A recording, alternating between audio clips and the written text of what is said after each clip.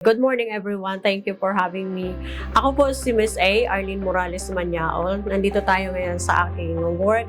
Ako po ay isang media practitioner, mga almost a decade. At the same time, proud member ng GSAC, Gubat St. Anthony Cooperative.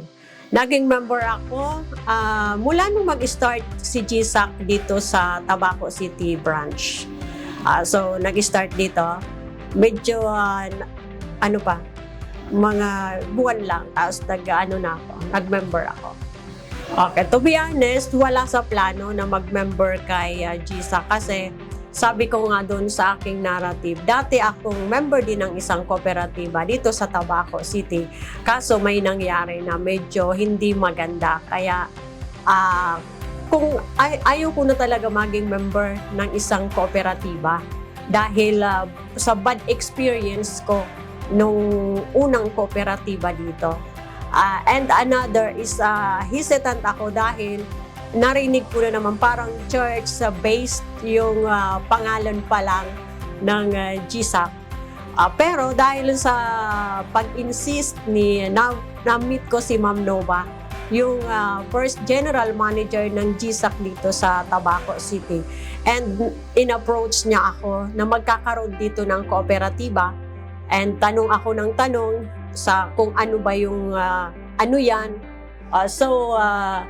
Sinabi niya yung lahat ng mga benefits at yung programa ng GSAC. So na-convince ako, sabi ko, itatry ko ulit na baka mag-work ito. Pagsubok, siguro isa sa pinakamalaking pagsubok yung pandemic na dahil yung bagsak yung negosyo kasi may konti din akong negosyo. Bagsak din yung wala ding trabaho.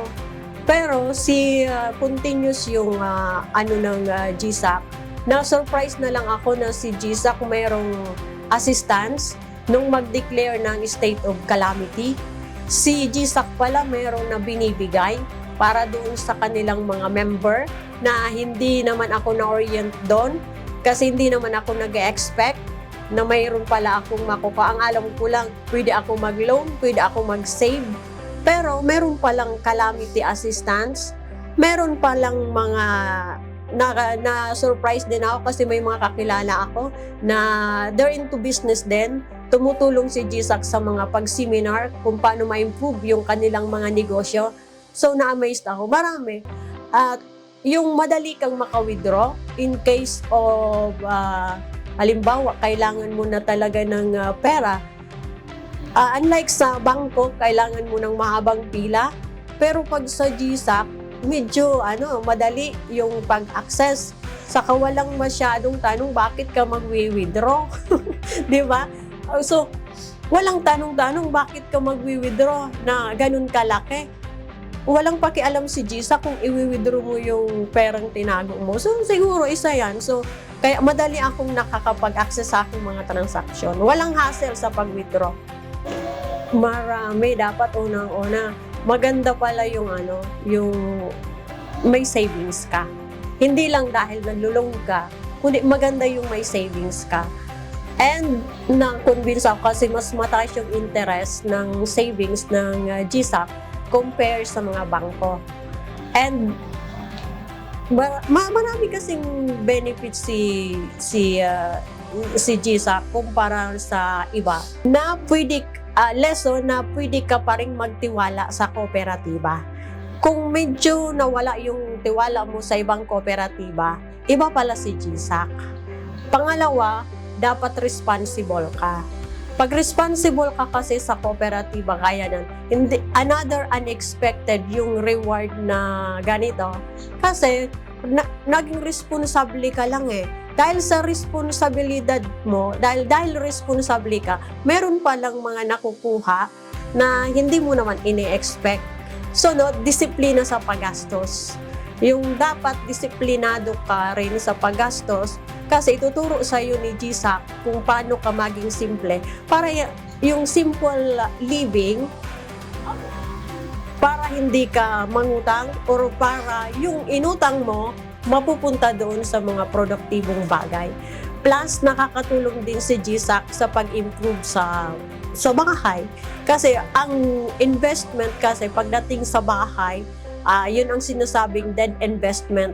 Kaya ginagamit ko rin si GSAC. Yung ibang loan ko sa GSAC napupunta doon para sa pagpa-improve ng aking bahay na hindi masyadong masakit sa bulsa ko.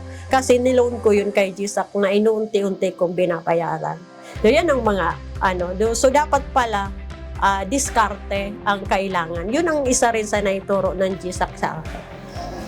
Sa listeners, ang dami na. So, na-encourage ko sila dahil lang sa in-explain ko sa kanila kung ano ba si GSAC at paano ako natutulungan ng GSAC.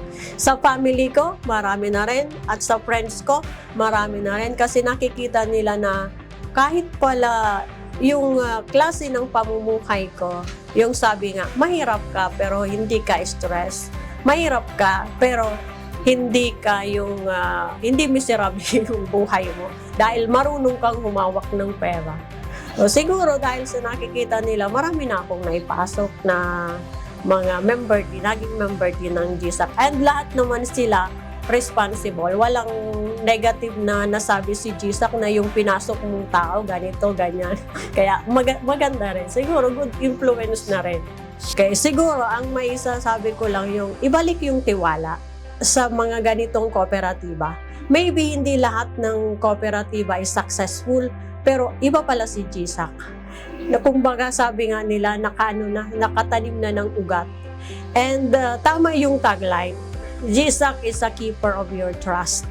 Hindi kasi mawawala yung tiwala mo sa GSAC. Dahil sa mahabang panahon, nandun na yung trust mo kasi walang bad experience na nangyari. Ganun pala yung partnership.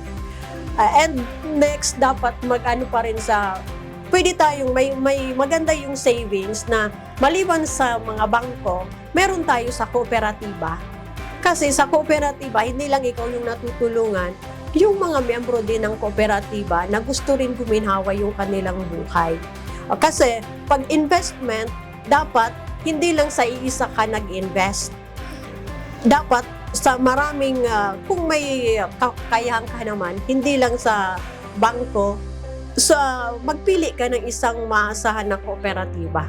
At syempre, i-recommend natin yung GSAC.